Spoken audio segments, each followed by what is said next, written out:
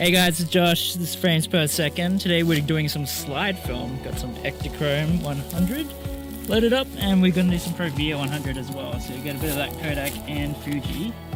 Here we have Shawnee. She's gonna be our model today. And behind the camera is Tish. That's her hand. Tish has some Ektar 100. Yeah. Any seriously now? So get into anything? Just close it. Oh, it does it. It knows.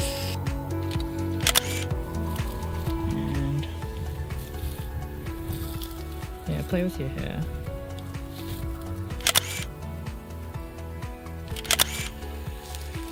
Done skis. And the Venera.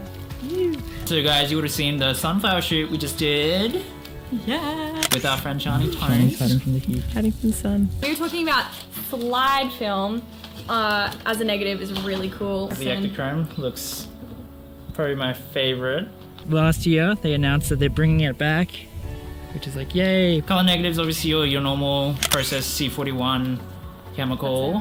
While slide film is a transparency reversal film that you process with E6. Because you have like the image right there in your negative, there's more color because it needs the color to be able to come through, and it's more contrasty. So with color negative, you can overexpose 1-2 stops. Still pretty good.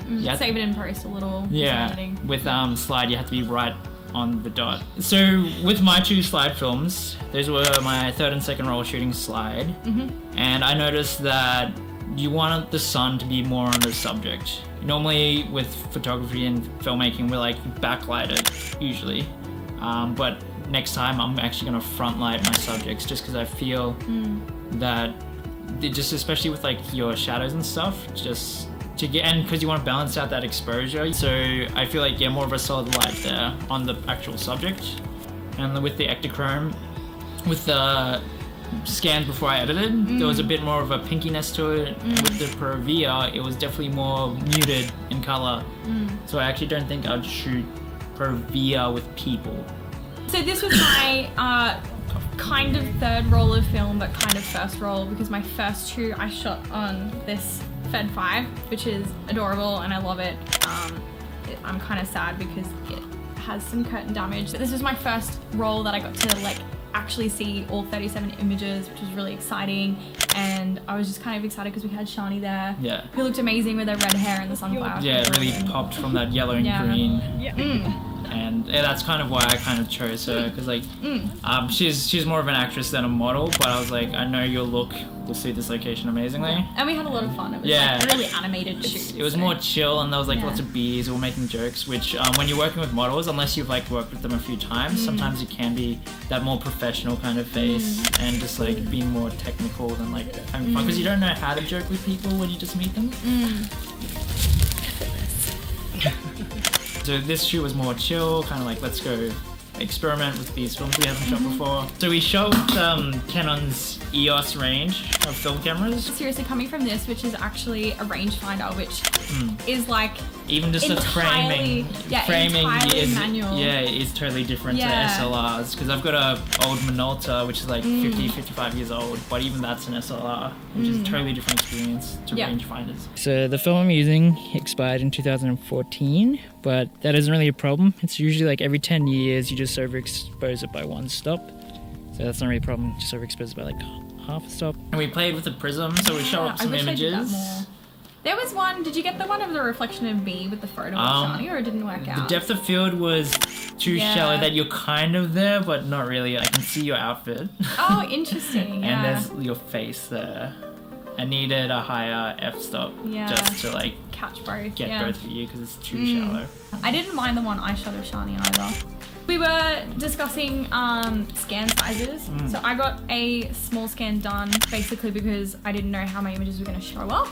And I just went for the cheaper version to see if I wanted to go back and get anything rescanned. Yeah.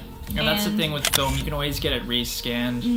And it's really good for archiving. These. Yeah, because I know some places you can go, you can just say, no, just get rid of the negative, but keep your negatives, because they will last 50, 70, 100 years. Like, there's this whole documentary called Finding Vivian Maya, who was this nanny who totally private life of street photography, and it wasn't until after she died somebody found her suitcase in an auction, bought it, and there was thousands of film negatives.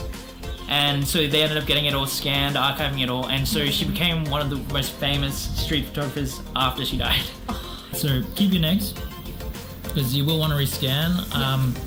I got large scans because I like to edit and retouch, which is harder to do with film because grain. If you just do one spot. I was gonna ask you about that. Yeah. If you just do one spot and just put it on the pimple, you'll notice that. It's not digital. It's not so you have to get a bit of an area and kind of do it. But retouching with film, you don't need to do as much because you don't notice the pimples as much because film is much kinder on the skin. Photographer hacks: the more clothes your models wear, the less skin you have to retouch. With my small scans, they definitely weren't big enough to go and retouch because I did try and jump into Photoshop and it just wasn't enough of a resolution. So good to start off with a small scan if you don't know, or if you're just going to post straight to Instagram and not do much. But for portrait, I think I should have at least gone a medium or a large because you're going to jump in and do portrait things show. to If you want to do prints, you definitely want to go large scan.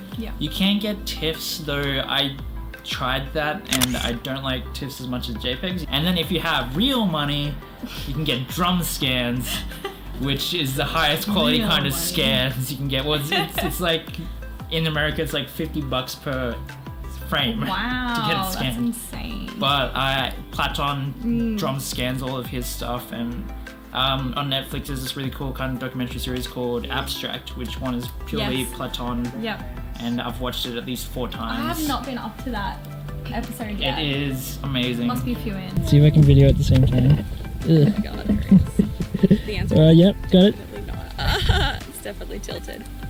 So we were discussing how it's been really interesting shooting different stocks and then comparing how they suit different types of people and different types of skin tones. Shani's a bit paler, you've got more of a red hue, I'm obviously brown. Are you? So you have 100% saturation, that's normal stuff. Ektar's 120% saturation, and so your skin tones are just gonna pop more, especially if you're red, it's gonna look more red. With slide film, I've used Sensia 3, I've used Velvia 100, and now Ektachrome and Provia. Ektachrome's my favorite so far. Sensia is really cool. I'd love to go to the beach or the bar and something and shoot some Sensia. And then Velvia is pretty cool. I used some Velvia for a 70s portrait, which will be another video. And just because it has an older look to it, and the blacks and the grain, I just found it looked more kind vintage. Retro. Yeah. We ended up taking 37 an hour and a half or 2 hours, and you only shot 36 images. Yeah, I only did one roll. 70, I wish I brought more. I shot 72 images, and part of that was navigating between the bees.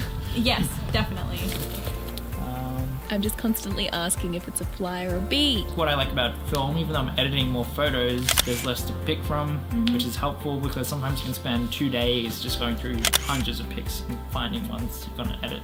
And then you forgot what photos you took on the day, and then when you're it's a nice surprise because you forgot, oh yeah, I took that photo or that photo. And sometimes the ones you don't really think are gonna be the favorites end up being the best ones, and sometimes the ones that you really tried really hard end up not working out. Or sometimes your model will sneeze. There's a sneeze one? I didn't see that. Oh, that's amazing. Sorry, Shai. It's gonna be the funniest photo. It's gonna be amazing. This channel, even though I do want to make it about different things, it probably will mainly be about film photography, just because there's so many ways you can play with it, and it's also easier than organizing a film shoot. Totally. And cheaper. Cheaper, yes. Cheaper than definitely making a cheaper. short film. Thanks for watching Frames Per Second. If you like it, subscribe, and you can check out. Bottom left or bottom right? I will put both. Double subscribe buttons. And you can follow us on our social media, Joshua Choa 77 or JO Photography 77. One's more street photography, one's more fashion portraits and stuff. And what are you? Tish Jank. That's it. And so yeah, they'll be up above around. I don't have a closing line yet, so see ya FPS out. and shoot film.